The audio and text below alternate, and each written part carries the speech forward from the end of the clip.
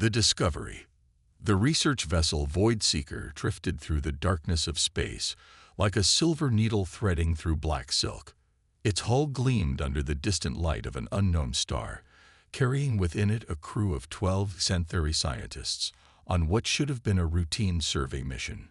Dr. Zextel pressed his six-fingered hand against the observation deck's reinforced glass, watching as their destination grew larger on the horizon. The structure ahead was unlike anything in that Centauri database. It was clearly artificial, but its design spoke of a species they had only heard whispers about in the far reaches of galactic communication networks. The humans. The station rotated slowly, its modular sections connected by gleaming corridors that caught and reflected starlight in patterns that seemed almost alive.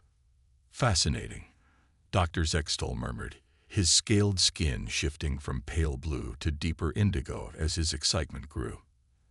As the expedition's lead xenobiologist, he had spent decades studying the behavioral patterns of various species across the galaxy.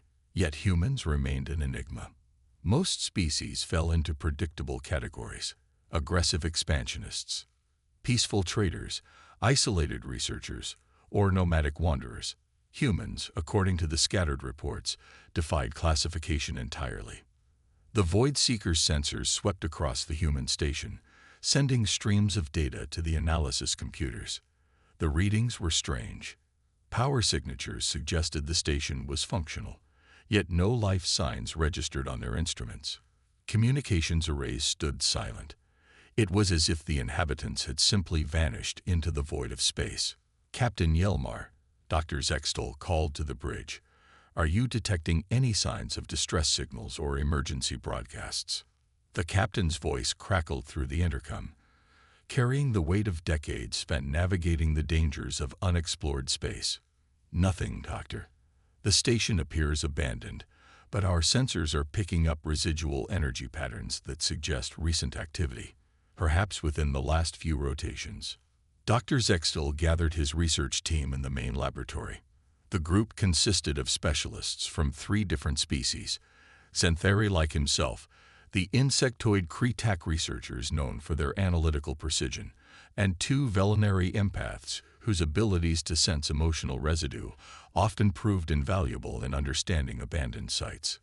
"We approach with standard precautions," Dr. Zextal announced, his voice carrying the authority of someone who had survived too many dangerous expeditions to take anything for granted. "Full environmental suits, personal shields activated, and constant communication with the ship.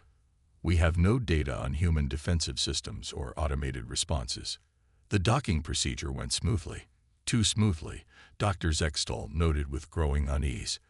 Most species design their stations with at least basic identification protocols or warning systems for approaching vessels.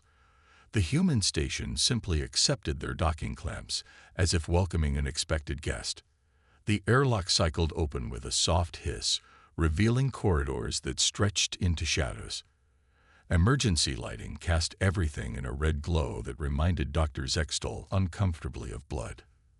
The air was breathable according to their instruments, but carried an odd scent that their translators struggled to identify. Later, he would learn that humans called it ozone, the smell of electrical discharge in storms. The team moved carefully through the station's main corridors, their instruments recording everything. The architecture was both functional and aesthetic in ways that surprised Dr. Zextal. Most species built either for pure efficiency or pure beauty. Humans seem to have found a balance between both, creating spaces that served their purpose while remaining pleasant to inhabit. They found the first signs of struggle in what appeared to be a research laboratory. Tables were overturned, equipment scattered across the floor, and strange burn marks scarred the walls. Yet there were no bodies, no blood, no clear indication of what had happened to the station's crew. Dr. Velnai, one of the empathic researchers, suddenly stopped in the middle of the laboratory. Her species communicated primarily through color changes in their translucent skin, and now she was cycling rapidly through patterns that Dr. Zextel recognized as extreme distress. "There was great fear here," she whispered, her voice carrying the haunting quality that came when Velinari accessed emotional imprints, but also determination, sacrifice. They were protecting something. Something they believed was more important than their own lives. The team pressed deeper into the station, following corridors that led to what appeared to be the central command center. Here, they found their first real clue, a series of computer terminals that had been hastily activated before being abandoned. The screens still glowed with data, displaying information in the human language that their translation systems were slowly deciphering. Dr. Zextel approached the central console carefully. The human interface was surprisingly intuitive, designed with symbols and layouts that seemed to account for users with different visual and manipulative capabilities. As the translation software worked, words began to appear in his native language. Personal log. Dr. Sarah Chen. Earth Standard Date 2387-156. We've made a breakthrough in understanding the psychological resonance phenomenon. The data confirms what we've suspected for generations. Humans don't just interact with other species, we influence them on a fundamental level. It's not telepathy or pheromones or any of the conventional explanations. It's something deeper. Dr. Zextel felt his skin shift to the pale yellow of deep concentration. This was unprecedented.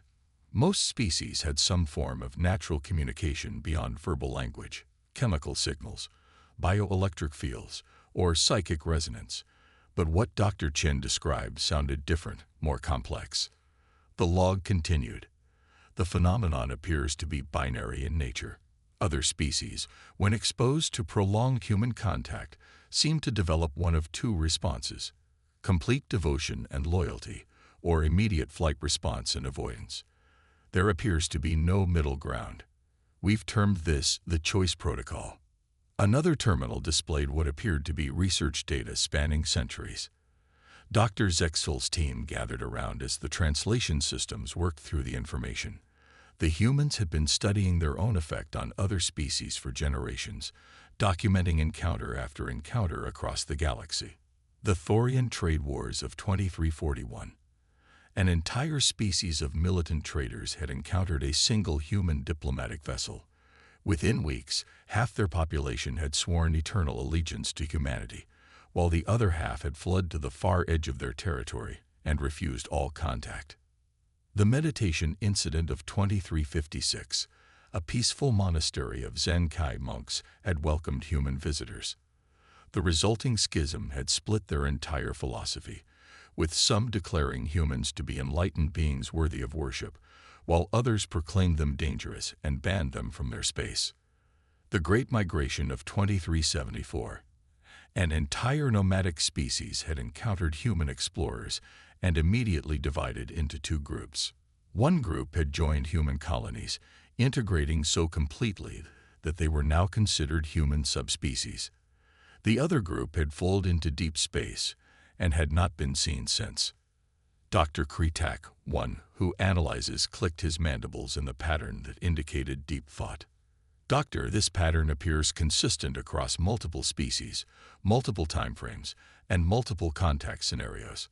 The probability of this being coincidental approaches zero. Dr. Zextel nodded, his attention focused on a particular section of data that made his skin flush with the deep purple of alarm. Look at this entry. It's dated only days ago. The final log entry was brief but chilling. The phenomenon is accelerating. Contact with humans now triggers the choice protocol within hours instead of weeks. We believe this may be an evolutionary adaptation, a response to increased galactic contact. Whatever the cause, we can no longer ignore the implications. Humanity doesn't just encounter other species, we transform them. We force them to choose. And choice, once made, appears to be permanent. The log ended abruptly, but not before displaying a final, ominous message. If you are reading this, you have already been exposed. The protocol has begun. Choose wisely. Dr. Zextel felt something change in his mind as he read those words. It was subtle at first, like a whisper at the edge of consciousness. But it grew stronger, more insistent. Images flashed through his thoughts. Humans working alongside his own people, sharing knowledge and resources, building something greater than either species could achieve alone. The images were compelling, beautiful, and utterly alien to his normal thought patterns. Around him, his team was experiencing similar reactions. Dr. Velnay's skin was cycling through colors he had never seen before, patterns that seemed to indicate both terror and ecstasy. The Kretak researchers were clicking in harmonious patterns that sounded almost like music, their usual analytical detachment replaced by something that resembled wonder. But not all the team was affected the same way. Dr. Fexmore, the expedition's security chief, was backing toward the exit, his hand moving toward his weapon. "We need to leave," he said, his voice tight with barely controlled panic. "Now, whatever happened to the humans here, we're next." "Wait," Dr. Zextel said, but he could hear the change in his own voice.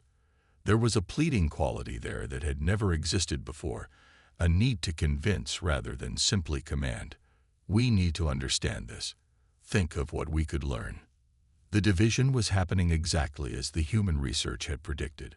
Half his team was drawn to remain, to explore, to understand. The other half was gripped by an overwhelming urge to flee, to escape whatever influence the abandoned station was exerting on their minds. As they stood there, frozen between attraction and revulsion, between curiosity and terror, the station's communication system suddenly crackled to life. A voice spoke in perfect Xanthari, though the accent was unmistakably human. "To the crew of the Void Seeker, this is Captain Elena Vasquez of the UES Harmony. We are aware of your presence on our research station. Please remain calm. We are approaching to dock, and we have much to discuss." Dr. Zextel realized that their choice was no longer theoretical. The humans were coming, and soon they would have to decide, run toward them or run away. There would be no middle ground. The protocol activated. The human ship approached with a grace that defied its impressive size. The UES Harmony was at least twice the length of the Void Seeker, its hull a matte black that seemed to absorb light rather than reflect it. Unlike the research station's modular design, the Harmony was clearly built for long-range exploration, with sweeping curves that suggested both strength and speed. Dr. Zextal watched from the station's observation deck as the human vessel executed a perfect docking maneuver. No wasted motion, no unnecessary displays of power, just efficient, purposeful action that spoke of extensive experience with first contact situations. His team remained divided, half clustered near him in fascination, the other half positioned near the exits with barely concealed anxiety. Dr. Fexmore said, his security training warring with whatever psychological influence was affecting them all, "I must recommend immediate evacuation. Unknown xenopsychological effects, potentially hostile contact, no backup within 3 parsecs. Standard protocol demands retreat." "Standard protocol," Dr. Zextal replied, surprised by his own calm, never accounted for humans. The docking was completed with mechanical precision, and within minutes, the station's internal sensors detected new life signs. The humans were aboard, moving through the corridors with the same purposeful efficiency their ship had displayed. Dr. Zextal found himself checking his appearance in the laboratory's reflective surfaces, a behavior that puzzled him.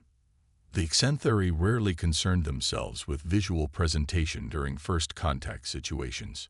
Captain Elena Vasquez entered the research laboratory exactly 7 minutes after docking.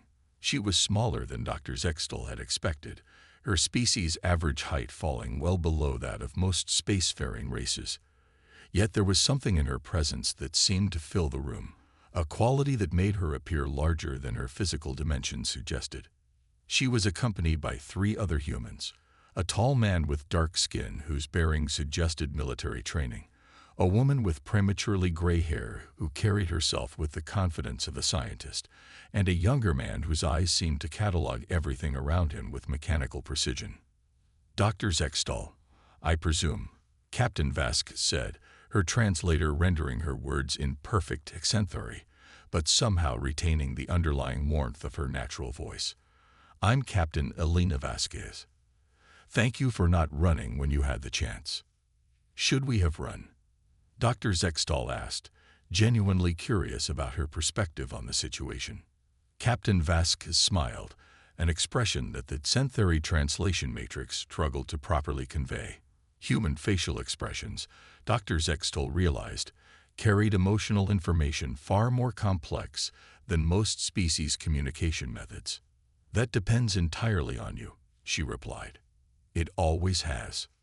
The woman with gray hair stepped forward. I'm Dr. Amanda Foster, genopsychologist. I was Dr. Chen's colleague before the incident that led to this station's evacuation. What happened here? Dr. Velnay asked, her empathic abilities still registering the emotional residue of whatever had occurred. Dr. Foster's expression grew somber. The same thing that happens everywhere humans go. Eventually, people had to choose. Some of our research team chose to join the colonial fleet heading for the Andromeda galaxy. Others chose to remain in human space, but requested transfer to isolated research positions. She paused. A few chose options we hadn't anticipated. The choice protocol, Dr. Zextal said, understanding beginning to dawn. You've read our research, Captain Vasquez noted. Good. That will make this conversation easier. Dr. Foster, would you explain the current situation? Dr. Foster activated a portable display unit, projecting holographic images that showed the galactic political landscape.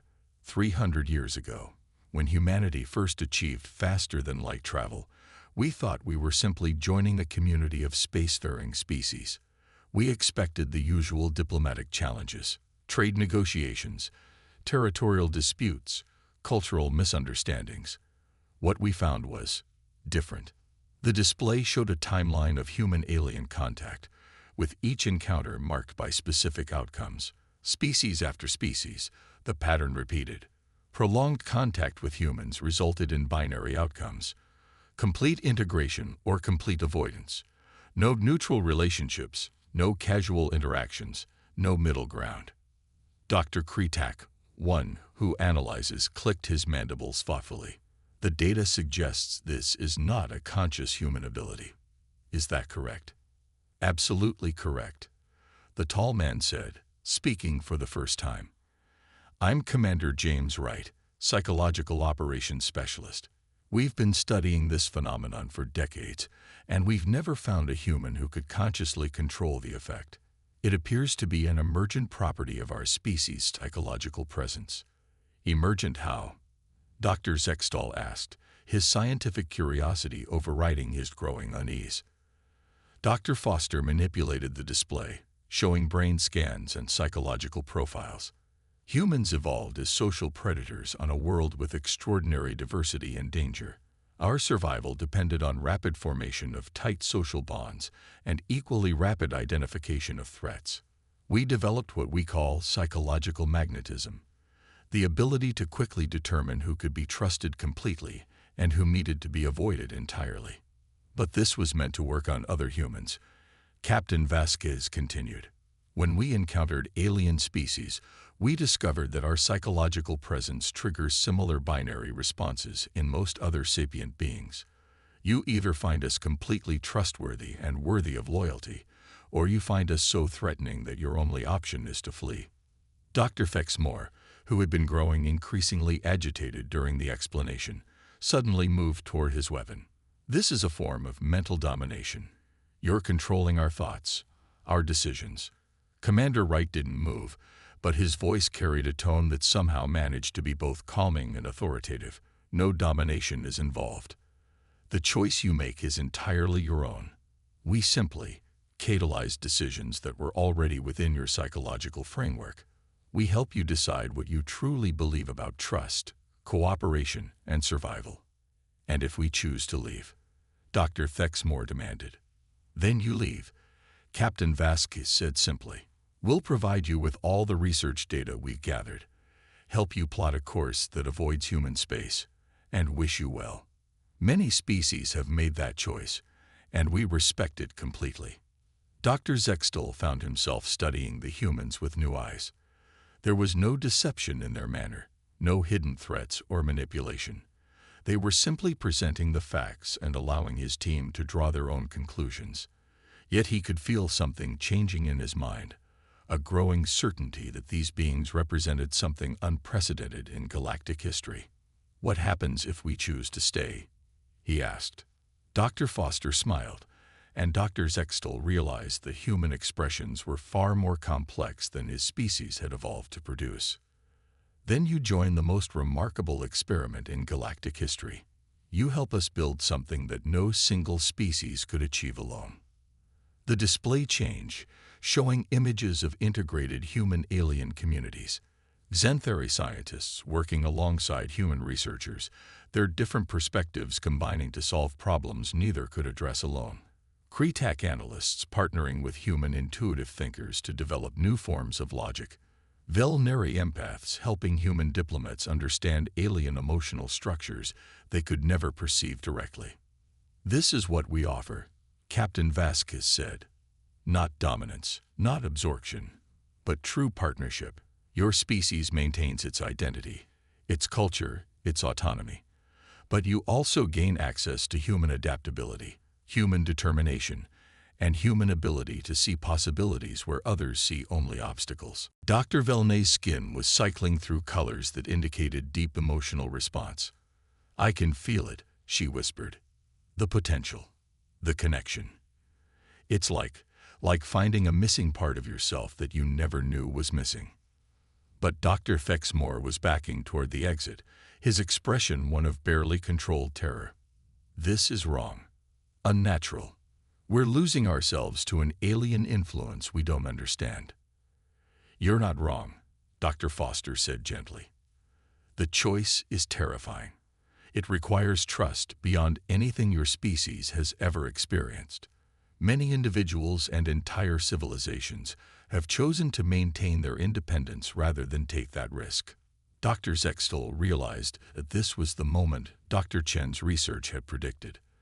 The binary choice was upon them, and there was no avoiding it. He looked around at his team, seeing the division that was forming. Half were drawn to the possibilities the humans offered, their eyes bright with curiosity and hope. The other half were preparing to flee, their survival instincts screaming warnings about the loss of species independence. "How long do we have to decide?" he asked. "As long as you need," Captain Vasquez replied. "But understand that the psychological pressure will continue to increase until you choose. That's not something we control. It's how the phenomenon works." Dr. Kretak, one, who analyzes, stepped forward, his mandibles clicking in patterns that indicated formal decision-making. "I choose to stay.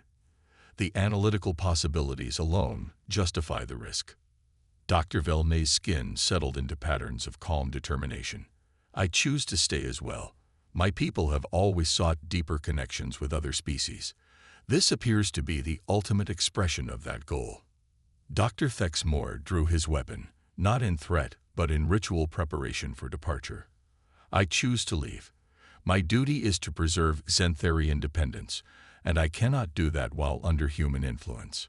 The team divided exactly as the research had predicted. No middle ground, no partial commitments, no gradual transitions. Each individual made a complete choice based on their deepest beliefs about trust, survival, and the future of their species. Dr. Zextel was the last to decide. He looked at Captain Vasquez, seeing in her eyes the accumulated weight of humanity's strange gift and burden. To be a species that forced others to choose between complete trust and complete avoidance. To bear the responsibility for transforming every relationship into a test of fundamental beliefs. "I choose to stay," he said finally. "And I choose to help you understand what you've become." Captain Vasquez nodded, her expression mixing relief with the gravity of accepted responsibility. "Then welcome to humanity's greatest challenge. Learning to be worthy of the trust we inspire." As the Void Seeker departed with those who had chosen to leave, Dr. Zextal watched from the observation deck of the Harmony. The galaxy was vast, filled with countless species and infinite possibilities, and somewhere in that immensity, the same choice was being made over and over again. Run toward humans, or run away from them. There truly was no middle ground. But perhaps, Dr. Zextel thought as he turned to begin his new life among humanity, that was exactly what the galaxy needed. A species that demanded absolute choice, that forced others to examine their deepest beliefs about trust and cooperation. A species that made neutrality impossible and commitment inevitable. The choice protocol wasn't humanity's burden alone. It was their gift to a galaxy that had grown too comfortable with compromise and half-measures. In forcing others to choose, humans were forcing the galaxy to decide what it truly wanted to become. And that choice, Dr. Zextel realized, would determine the future of all sapient life among the stars.